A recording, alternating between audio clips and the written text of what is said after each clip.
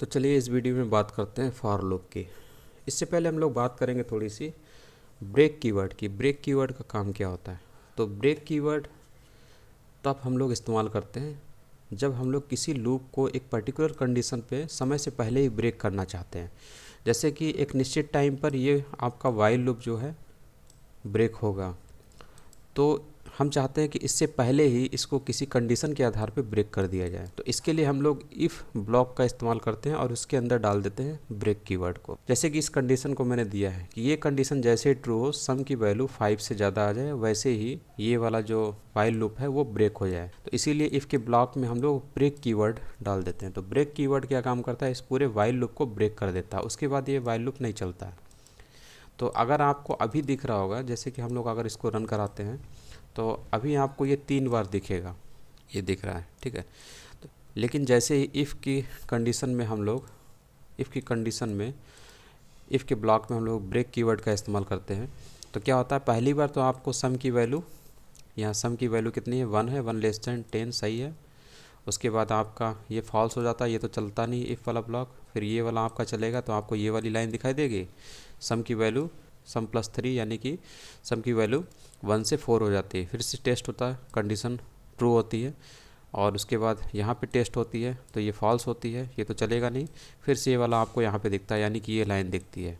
फिर उसके बाद सम की वैल्यू यहाँ से कितनी हो जाती है? 4 से 7 हो जाती है। फिर यहाँ पे टेस्ट होता है तो कंडीशन ट्रू हो गई। फिर जब यहाँ पर ये आता है 7 ग्रेटर देन 5, ये कंडीशन ट्रू होती है। और फिर क्या होता है?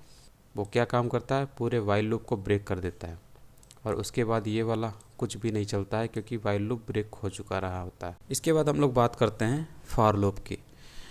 तो जो काम वाइल लूप करता है वही काम आपका फॉर लूप भी करता है। बस इसमें जो आपका जो ये वेरिएबल है जो कि कंडीशन टेस्ट भी करता है, ये एक सिस्टमेटिक ढंग से एक लाइन में लिख दिया जाता है, तो उसी को हम लोग बोलते हैं फॉर लूप, ठीक है।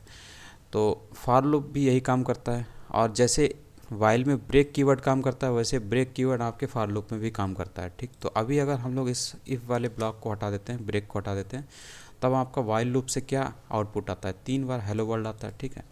अब हम लोग इसी वाइल लूप को कन्वर्ट कर देते हैं फॉर लूप में। तो सिंपली इस वाइल की जगह पर आपको लिख देना है फॉर, ठीक है। और आपने जो ये वेरिएबल इनिशियलाइजेशन डिक्लेरेशन किया था, इसको कट करके आपको फॉर के अंदर यहाँ पे लिख देना है, और उसके बाद आपका यहाँ पर सेमीकोलन लगाना है, और ये जो नीचे वाला था इसे उठा के आपको इसके बाद यहाँ पे रख देना है, ठीक। बस हो गया। देखिए आपका जो वाइल लूप है वो कन्वर्ट हो गया फॉर लूप में, ठीक है। तो इससे भी आपका सेम आउटपुट आएगा। तो अगर आपने वाइल लूप की जो वर्किंग है उसे समझ लिया है तो फॉर लूप भी जस्ट वैसा ही है। तो इसमें भी वैसे ही फॉर लिखा होता है शुरू में, फिर पैरेंथेसिस में आपकी जो काउंटर बने हुए हैं, काउंटर वेरिएबल, ये जिसको वाइल में भी हम लोग वेरिएबल बना के कंडीशन टेस्ट कर रहे थे, कितने बार लूप चलेगा इसलिए बनाना होता है। तो यहाँ पर हम लोगों ने क्या काम किया? इस काउंटर वेरिएबल को इनिशियलाइज किया। उसके बाद क्या होता है? ये कंडीशन टेस्ट होती है, यहाँ पर टेस्ट होती है कि क्या, यानी सम यानी 1 10 से छोटा है तो कंडीशन ट्रू हो जाती है, ठीक। तो कंट्रोल यहाँ पर आता है, फॉर की बॉडी में आता है, और ये जो कोड पड़े हैं इनको एग्जीक्यूट कर देता है। इससे पहली वाली लाइन दिखाई देती है। फिर से कंट्रोल यहाँ से ये करने के बाद यहाँ पे जंप करता है, और यहाँ सम की जो काउंटर वेरिएबल है सम, उसकी वैल्यू को +3 कर देता है, यानी कि 1 से +3 यानी 4 कर देता है। तो सम की वैल्यू कितनी हो जाती है? 4। फिर से कंट्रोल यहाँ पर आता है और चेक करता है कि क्या सम यानी 4 10 से छोटा है, तो इसे कंडीशन ट्रू मिलती है। कंट्रोल फिर से फॉर की बॉडी में आता है और इसे एग्जीक्यूट करता है, और आपको ये वाली लाइन दिखती है। ये करने के बाद कंट्रोल यहाँ पे जाता है और सम की वैल्यू को फिर से +3 कर देता है, यानी कि जो 4 थी वो अब 7 हो जाती है सम की वैल्यू। फिर यहाँ पर कंडीशन टेस्ट होने के लिए कंट्रोल आता है, और यहाँ पर क्या काम करता है? 7 लेस देन 10, फिर से उसे ट्रू मिलता है। तो फिर से इस फॉर की बॉडी में पड़े हुए कोड को एग्जीक्यूट किया जाता है, और ये वाली लाइन आपको दिखती है इससे।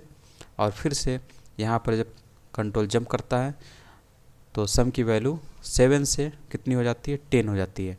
फिर से कंडीशन यहाँ पे टेस्ट होती है तो 10 लेस देन 10 कंडीशन फॉल्स हो जाती है। तो कंट्रोल जो है इस फॉर की बॉडी से बाहर आ जाता है, यानी कि फॉर लूप आपका ख़त्म हो जाता है और इससे बाहर आ जाता है, और आपका काम फिनिश हो जाता है, ठीक। इसके बाद डार्ट में और भी लूप्स होते हैं, जैसे कि फॉर लूप हुआ। फॉर लूप में और भी लूप हैं, जैसे कि फॉर इन लूप हुआ, फॉर ईच लूप हुआ। तो ये भी ऐसे ही काम करते हैं। फॉर इन लूप का एग्जांपल देख लेते हैं। तो मान लीजिए आपको ये सेम रिजल्ट लाना है, ठीक है। तो फॉर इन लूप में क्या होता है, इसमें हम लोग इन काउंटर वेरिएबल का इस्तेमाल नहीं करते, ठीक। जैसे कि किसी लिस्ट से, जैसे लिस्ट का कॉन्सेप्ट होता है डार्ट में, मतलब जो दूसरी प्रोग्रामिंग होती है उसमें आपको जो एरे दिखता है ना, वही आपका डार्ट में लिस्ट कहलाता है, ठीक। उसी टाइप का कॉन्सेप्ट लिस्ट के रूप में होता है। एरे का कॉन्सेप्ट डार्ट में लिस्ट के रूप में दिखता है, ठीक। तो अगर लिस्ट के सारे एलिमेंट को आपको एक्सेस करना है, लूप करना है, तो उसके लिए आप सबसे अच्छा जो लूप होता है वो इस्तेमाल कर सकते हैं, वो होता है फॉर इन लूप। तो इसका इस्तेमाल कर सकते हैं। फॉर ईच लूप का इस्तेमाल कर सकते हैं। तो सबसे पहले फॉर इन लूप को देखते हैं। तो अगर आपको मान लीजिए ये सेम रिजल्ट लाना है फॉर इन लूप के ज़रिए, ठीक। तो हम लोग क्या काम कर सकते हैं, इसको कट कर लें और इसको लिस्ट में डाल दें, एक लिस्ट बना लेते हैं, ठीक है। तो वर कीवर्ड से एक लिस्ट बनाते हैं ARB नाम की, और इसमें हम लोग एक लिस्ट बना लेते हैं। लिस्ट क्या होता है, एरे जैसा ही होता है। तो इसमें भी आप स्क्वायर ब्रैकेट में सारे आइटम को रख देते हैं। तो इन आइटम को 3 आइटम के रूप में रख देते हैं, ठीक है। तो और इसके आगे इस तरीके से ये आपकी ARB नाम की एक लिस्ट हो गई, जिसमें पहला आइटम है, ये दूसरा आइटम है और ये तीसरा आइटम है। यानी तीन जो है स्ट्रिंग वैल्यूज़ के रूप में है, या फिर आपको पता होगा कि डार्ट में सब कुछ ऑब्जेक्ट के रूप में होता। तो अगर ये ARB नाम का ऑब्जेक्ट है तो ये क्या है, इसकी प्रॉपर्टीज़ है। तो ऐसे समझ सकते हैं इसको। तो ये 3 वैल्यूज़ हो गई जो कि ARB नाम की लिस्ट में है। अब इसे हम लोगों को मान लीजिए एक्सेस करना है, ठीक। इन्हें एक्सेस करना है तो हम लोग फॉर इन लूप का इस्तेमाल करेंगे। तो इसमें आपको सिंपली क्या काम करना है, ये हटा देना और यहाँ पे कोई वेरिएबल ले लीजिए, मान लीजिए x है। x इन कीवर्ड लिखना होता है, मेन यही है, और x इन ARB।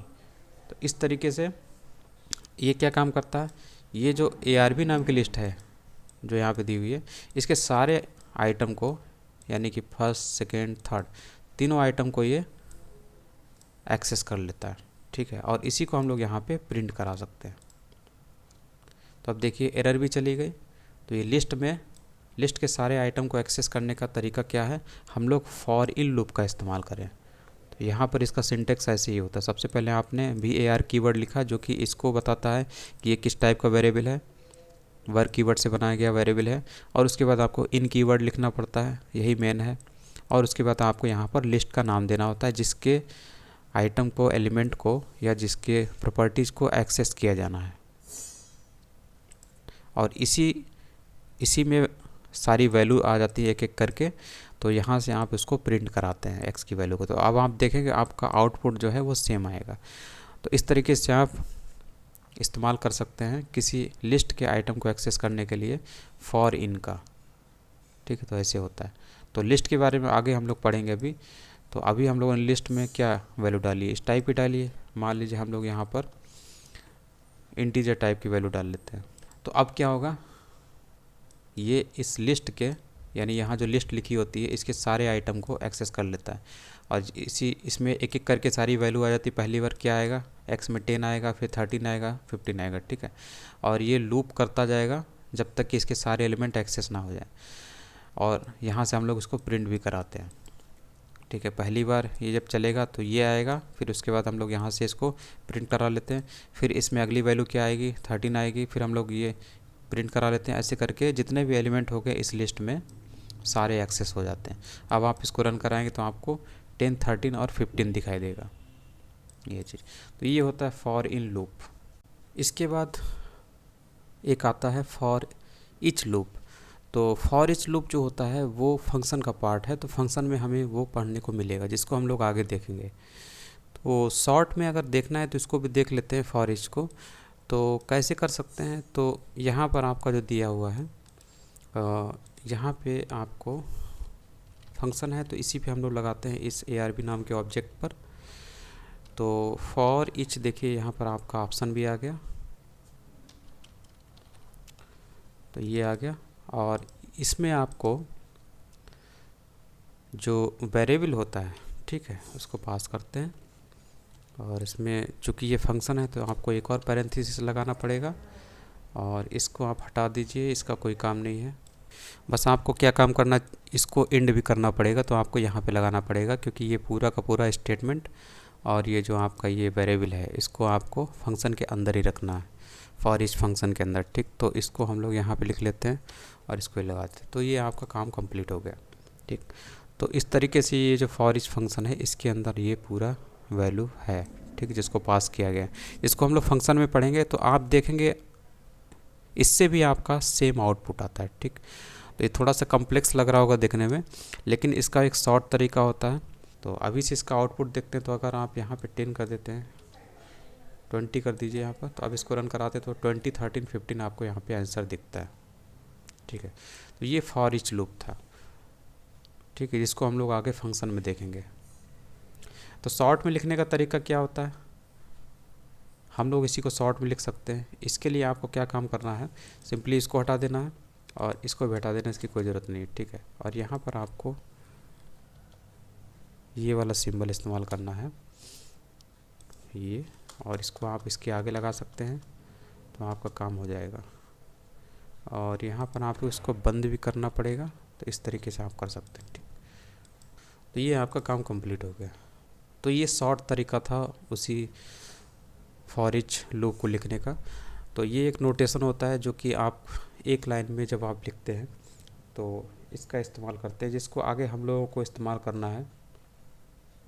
तो इस तरीके से आप इसका भी देखेंगे तो आपका आउटपुट क्या होगा, सेम होगा। ये पूरी चीज़ जो है इसी फॉर ईच के अंदर है। ठीक, तो ये क्या है, एक वेरिएबल है जिसको आप प्रिंट करते हैं, और इसमें कौन सी वैल्यू आती है, इसी ARB नाम की लिस्ट में जो भी वैल्यू पड़ी हुई है वो आती है, और जिसको यहाँ से प्रिंट कर लिया जाता है। ठीक, तो इस तरीके से आप शॉर्ट में लिख सकते हैं। अब आप सोच रहे होंगे इसका तो जो टाइप है वो वहाँ डिक्लेयर ही नहीं किया गया, तो यहाँ पर क्या होता है, डाट जो होता है ऑटोमेटिक पता करता है कि इसका टाइप क्या है। तो यहाँ पर डाट इसका टाइप क्या पता करेगा कि ये किस टाइप की वैल्यू है, एक्स में जो आ रही है 20, 13, ये INT टाइप की है।